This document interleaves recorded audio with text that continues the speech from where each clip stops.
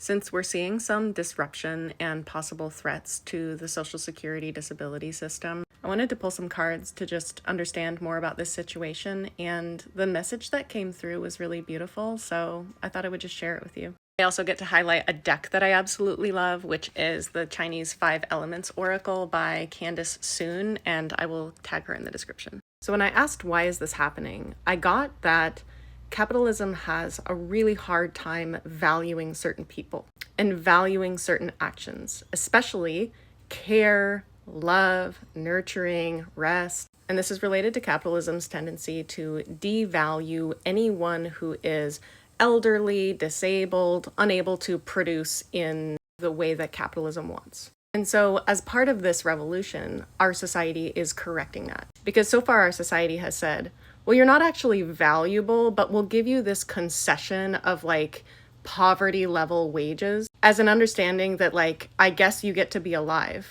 but you won't be valuable. You won't get to contribute to the society. You won't get to feel like a member of the community. In the US, you don't get to go on Social Security disability unless you let capitalism pathologize you or diagnose you. Capitalism says, we won't just pay you to exist. You have to let us diagnose you with a problem.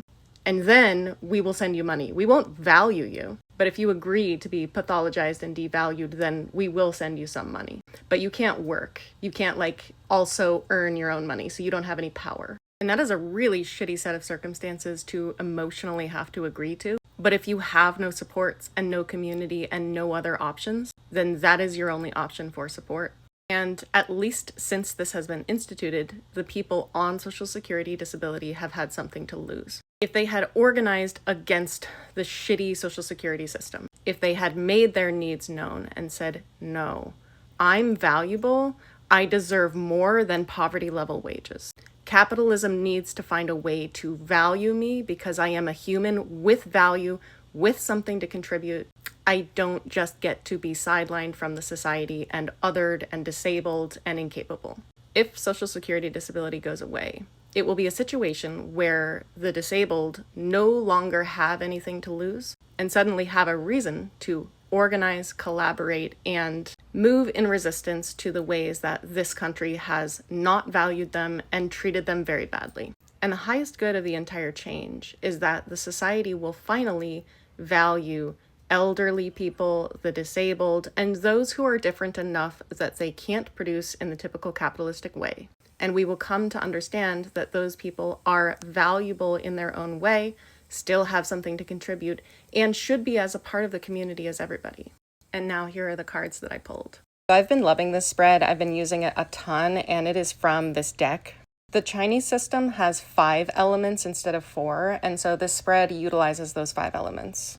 So the first card in the spread is the wood element. What has the most potential for growth, or what wants to spring forward? And for disabled people, it is becoming deeply aligned with what you care about and what you feel your purpose is. Take a step towards your dreams. Become interested in growth. Think about what you possibly could do in this life. The second element in the spread is the fire element. What is a source of joy? This is the water snake. Gratitude leads to abundance.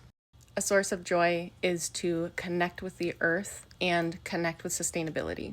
The earth takes care of us, and so we should take care of her. This card is also a signal that your greatest abundance will come from the yin energy, which is resting, nurturing, communing, being, enjoying. This card says, what is your favorite place to be in nature? The snake evokes flexibility and a flexible mindset. And this card also says, capitalism is not what gives you value. Ultimately, the earth is what does. So trust that. Capitalism may be all wrong about you, but the earth is not wrong, and the earth is the one who provides. Third card in the spread is the earth element.